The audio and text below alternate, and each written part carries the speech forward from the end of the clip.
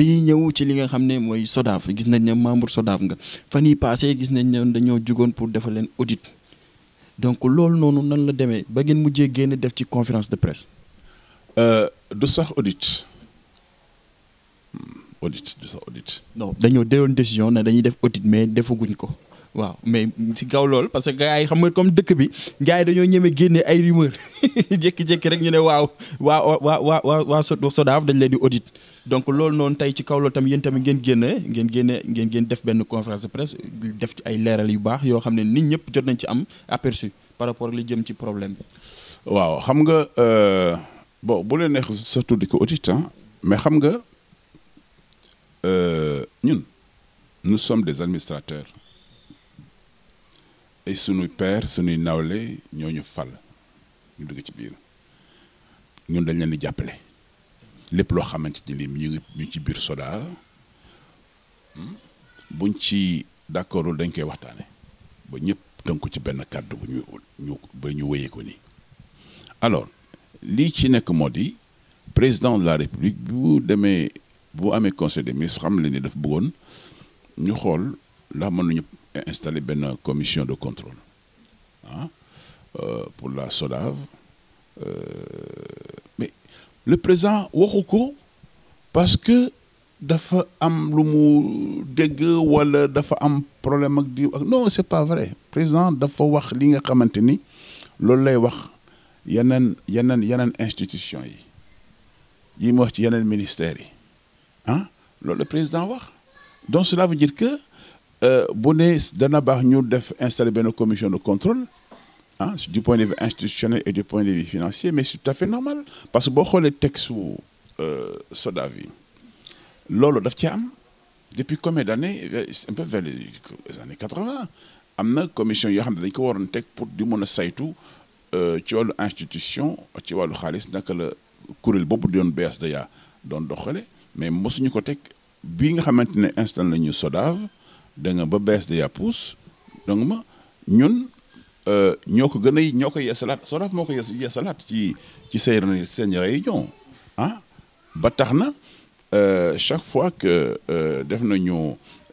bi ñu def un bilan bi nekkul ne SODAV ko def mais dafa am benn cabinet boo xamante ni mooy ñëw xool saytu ñaata dugg ñaata génne lii fu mu jëm léeg-léeg fan la jëm ak et commissaire au compte mu leer nañ am na ci chaque fois par exemple am na benn assemblée générale bu ñu defoon Sorano mais salle bi dafa feesoon del ñu leeral mbir mi yëpp sur écran bi ñu demee itam fallait comment on appelle encore au niveau du CICES également c'était pareil lépp leer ci bëtu nit ñi bu ñu war a def répartition ñoo ko bañ ba répartition yi dañ koy partagé dégg nga nga xamante ne képp koy ayant droit di nga gis xam li ci nekk mais loolu avant amul woon temps BSDA amul woon non lépp dañ ko bind ba mu leer ndañ lii moo génn ak lii ci fii la dem lii ci kii la dem ainsi de suite ñu wasaare ko nag wasaare boobu ñu ko wasaare nag mooy ni ñun dañuy ànd ak transparence alors transparence boobu moo dem ba ci ñi nii am na ci ñoo xamante ni ñi ñu ngi bokk ci conseil d'administration bi am na ñu xaalis bu leen gars yi jox danaa leeral loolu voilà xam nga bon oui bon mais parce que pour mu leer la woon defuñu ko woon pour nëbb ko parce que boo doon nëbb affaire bi doo ko génne ci biti doo ko génne ne ko fang sur la place publique alors ñii naan dañuy lepp xaalis dañu leen jox xaalis au niveau de la SODAV parce que seen biir kese la xam nga wax dafay rafet parce que bon au niveau du conseil d'administration bare na fi ñoo xamante ne ñii dañoo jiite kuréel yi dañuy def ay festival dañuy def ay manifestations culturelles ki nga xam ne dafa jiite mais bu fekkente ne aujourd'hui au nom de son association ou au nom de son festival dafa bind mais moom mooy signé bu ñu jox moom la ñu woo mais nekkul ne moom dañ koy jox parce que da koy jël def ko ci poche am parce que sinon il aura à rendre compte eh bien à ses pairs ñi nga xamante ñoom ànd di liggéey problème bi foofu la donc les gens dañu war a bàyyi di wax joo xamante ni kenn du ko rafetlu vraiment su ma sañoon daal li ñuy wax yëpp mu rafet c'est-à-dire que nit ki mën nga am problème mën nga poser ces questions mais d'une certaine manière sans heurter sans blesser sans insulter wala nga tam nit ndëm loolu c'est comme ça la vie man loolu laa jàng loolu lay jàngale itam dama bëgg nit ku bëgg a jàmm ci àdduna ba tax na ñi ñi naan dañ leen di way jël nañu xaalis fii te c'est kat booy xool montants yi c'est des montants dérisoires parce que au niveau de la SODAV dañuy wax toujours ni même bu ñuy dimbali nit ah bon nañu xool parce que am na ñeneen ñoo xam ne ñi ngi bëgg a yaakaar am fii dara ñu mën a équilibrer donc ça va des montants yoo xamante ni montants yu xaw a yemale doon quoi pour jàppale ni bari na sauf que ñi nga xamante ne évidemment xëy na bon am na ñu yenn feebar yi doo ko mën a di wax sur la place publique ñooñu dañ leen denc seen i mbóot ci seen biir parce que amuñu droit génne ni diw dafa feebar dañ ko defal opération dafa laaj xaalis dañ ko jox loolu du ñu def loolu ñun du ñu def loolu. ci kaw loolu dañuy gis ne ñi nga xam ne ñoom ngeen njëkkati xaalis jox leen ñuy wëlbatiku toogaat tey di wax loo xam ne teguwul fenn loolu yéen noo leen ko dundee ak noo leen ko gisee ba xam amoo leen ci déception carrément. xam nga sax naa la wax benn affaire xam nga li indi loolu wax ji moo indi loolu mais bu fekkoonte ni man mii membre. Je suis membre de la SODAV, je suis administrateur mais ñooñu ñuy lim nii dañu lebal xaalis ca SODAV wala ca BSDA. D'accord, même ci conférence de presse bi da ngay dégg benn Pape et Cheikh. waaw bon wax na yooyu ak ñeneen mais bu du woon coow li wóor na ma ne gaañu du ñu génn seen tur dañ ko doon def yi ci sutura mais li ñu teg yenn tuuma yi ci seen kaw. te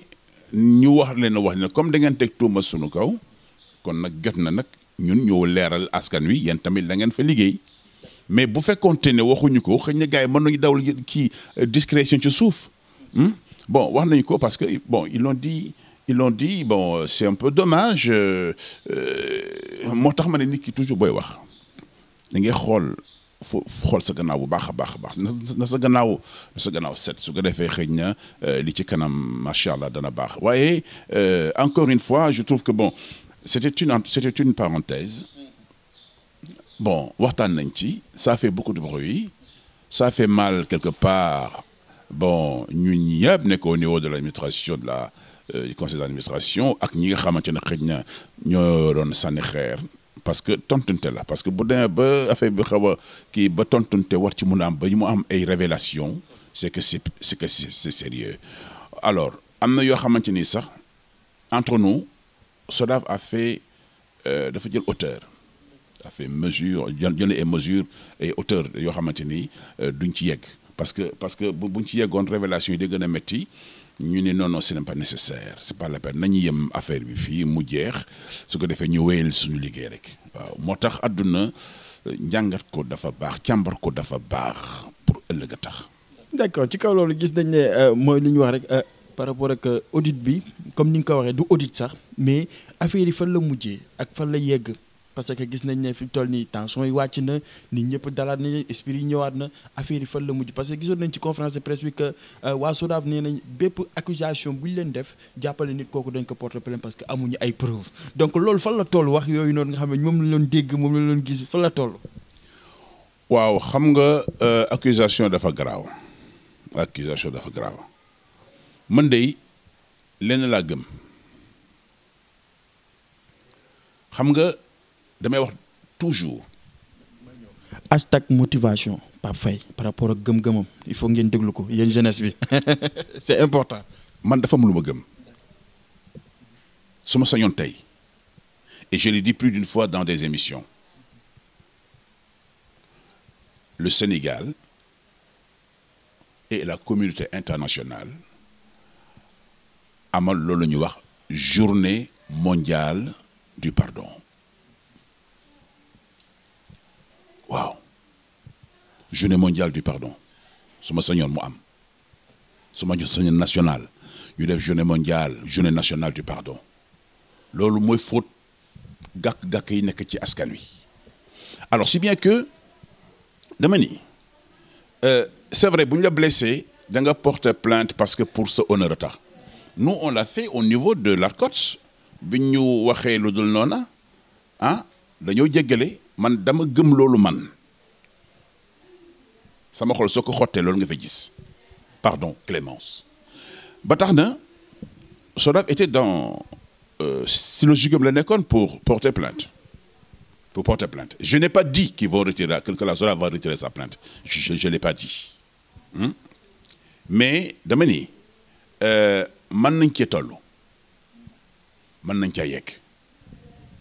yegg waaye ñii nga xamante ne xëy na bu ñu demee ba reconnaître que ne xëy na amuñu preuve que juum nañu parce que nit ki itam boo juumee da ngay nangu ne juum nga parce que des choses c'est humain l'erreur c'est humain nit ku nekkay juum ci àdduna yàlla sàkkal ko dul juum su ko defee ci suuf rek ñu defal ko mu baax mu rafet su ko defee ñu liggéey suñu paree ci loolu nag audit bi les gens l'appellent audit mais commission de contrôle la xam nga audit dafa metti audit dafa fort parce que boo ñu ko audité nit ki ñu ko audité wala ministère bi ñu ko audité wala nangam ce qui est normal d'ailleurs ku nekk day xalaat lu ne dugg fii génne fii et cetera mais c'est tout à fait logique c'est normal loolu ñun ñoo ko jëkk metti lu dañ ne mais vraiment il était temps qu'aujourd'hui ñu installer la commission de contrôle malheureusement ça n'a pas été fait jusque-là jusque le président lui-même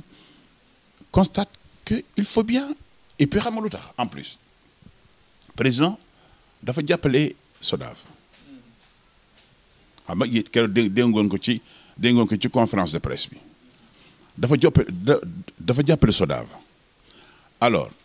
ci xaalis bu takku dégg ngeen ko du ma ko lim autour de li ko manqué milliard bariwul mais façon milliard de digoon mais dana ko mattali parce que gëm naa ne président lu mu wax da koy def sur les 1 milliard il a mis 650 millions te donc dana ko mattali je suis sûr mais c'est normal que quand le président met de l'argent il faut ñu xam xaalis boobu fan la jaar fu mu dugg peut-être que c'est pas pour voir fu mu jaar mais pour mu xam parce que état loolu la njiitum réew noonu lay doxalee mais defoo ko parce que voilà dafa mere kii d'après ce que les gens disent que voilà dafa mere Youssou Ndour que moo tax mu ne day auditer Ngoné loolu du xalaatu président de la République man je connais bien xam naa président moi je connais président ku baax la def loolu il n'est pas dans cet esprit-là dépassé na loolu dépassé na ko mais nit ñi ñooy indi nag di wax yoo xamante ni dafay jaxase bu jaxasee Sénégalais jaxasoo du abal kenn njariñ ña ko sas du leen abal njariñ ña mbir ma dal seen kaw itam du leen abal njariñ lii gën daal mooy rafetoo rek ba ñu am lu ñu bëgg suñ ko defee rek réew mi moom macha allah kanam rek lay jëm.